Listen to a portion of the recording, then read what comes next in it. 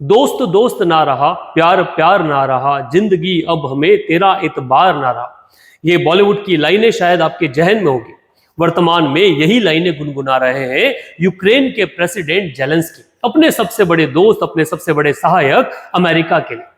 आइए इस वीडियो के थ्रू जानने की कोशिश करते हैं कि इन दो साथी देशों में, मित्र देशों में ऐसा क्या हुआ कि ये दोनों देश एक दूसरे के अपोजिशन में आके खड़े हो गए। रशिया यूक्रेन वॉर के अगर बारे में बात करें तो इसका मूलभूत कारण नाटो नेशन था।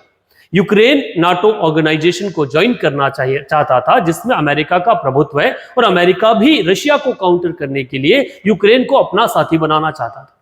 पुतिन और रशिया इसके दूर विरोधी थे, और यही एक बड़ा कारण था कि रशिया ने यूक्रेन के ऊपर हमला बोल दिया। इस बैटल के इन 3 सालों में अमेरिका ने अनकंडीशनल सपोर्ट यूक्रेन को दिया। पर जब से अमेरिका में पावर चेंज हुई है, डोनाल्ड ट्रंप पावर में आए हैं, उनका ओपिनियन यूक्रेन को लेकर बदल गया है।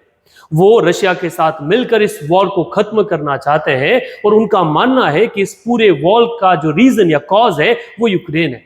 उन्होंने जेलेंस्की को डिक्टेटर कह दिया, और यह भी कहा कि अगर वो अब भी नहीं सुधरा तो जेलेंस्की अपने हाथों से यूक्रेन को खो देगा।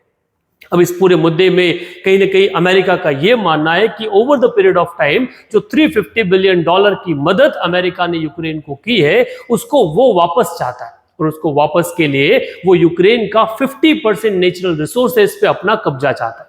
अब इसी बयान के विरोध में जेलेंस्की का कहना है कि वो इसके पक्ष में बिल्कुल नहीं है, और यूक्रेन जो है वो बिकाऊ नहीं है, वो सेल के लिए नहीं। वर्तमान में रशिया और अमेरिका मिलकर, ट्रंप और पुतिन मिलकर एक नेगोशिएशन कर रहा है।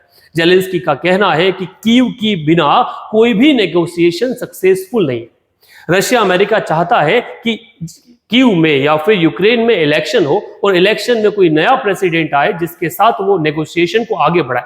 वो जेलेंस्की के साथ नेगोशिएशन करने के फेवर में नहीं, और जेलेंस्की इसके विरोध में। उनका मानना है कि जेलेंस्की अभी भी सबसे प्रोफाउंड लीडर है यूक्रेन। अब आने वाले टाइम पीरियड पर यह देखना है कि यूक्रेन में इलेक्शन होते हैं या नहीं। एक तरफ वॉर चल रहा है, नेशनल इमरजेंसी है, क्या इस नेशनल इमरजेंसी के दौरान यूक्रेन में इलेक्शन होंगे, और अगर इलेक्शन होते हैं तो जेलेंस्की ही लीडर चुन के आएंगे, या फिर कोई और लीडर अगर आएगा तो रशिया और इनके बीच में कोई नेगोशिएशन हो पाएगा या नहीं। अभी भी ये बड़ा मुद्दा बना हुआ है। पर वर्तमान में जितने भी ट्वीट्स सोशल मीडिया पर किए जा रहे हैं, उस आधार पर यह कहा जा सकता है कि there is nothing fine between America and Ukraine. और ट्रंप के बिहेवियर को देखकर यह लगता है कि जेलेंस्की के लिए जरूरी है कि वो अमेरिका के साथ में अच्छे संबंध बना के रखे, क्योंकि यूरोप में कोई और ऐसा देश नहीं है जो जेलेंस्की की मदद के लिए आएगा और रशिया से नई मुसीबत जो है वो मोल लेगा। इस पर अपना आप क्या ओपिनियन रखते हैं, कमेंट बॉक्स में जरूर लिखिए।